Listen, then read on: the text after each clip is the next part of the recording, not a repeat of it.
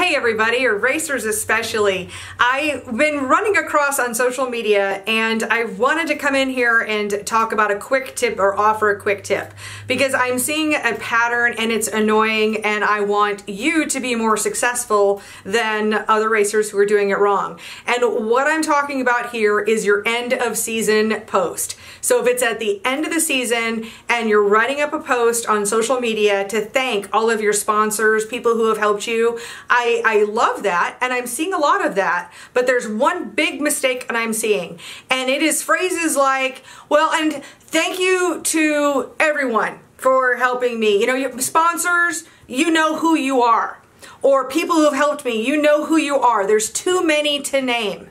If there's too many sponsors to name, then maybe you're probably going to look at a few, much fewer sponsors, or less or fewer.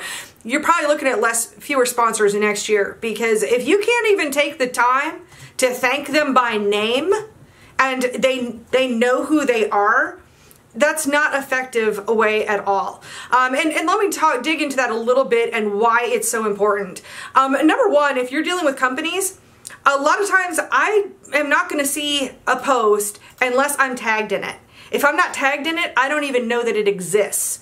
I can tell you here recently that I sponsored 2 races. Now, with one racing series, when it got close to race time, I was tagged in 3 posts a day. Before that, I was tagged at least once a week. And what does that do? What it does, number one, it notifies me that I've been tagged. It allows me to then share it to my audience.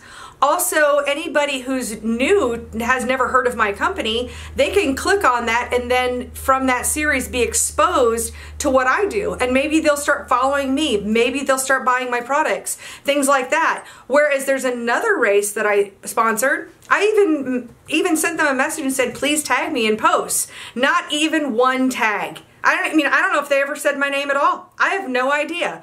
And, that's one thing, especially when we're on this side of racing, because you're racers and you're in the spotlight. Being a sponsor is an opportunity for that sponsor to have just a little piece of that spotlight, to have a little bit of reaching the audience that you reach.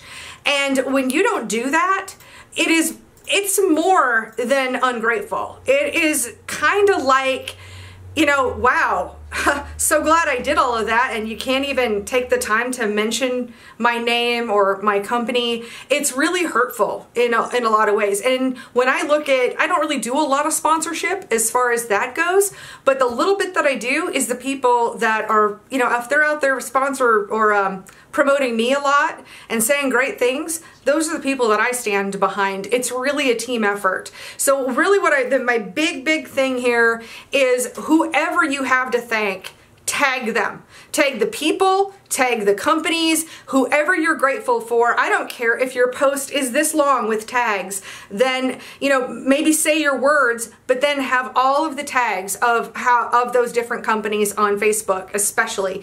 And if you're seeing this, wherever you're seeing this, I'll drop in a link. I have a video to show you how to tag. If you don't really know how to tag people or companies on Facebook, I do have a video that shows how to do that. So that is my big, quick tip of the day.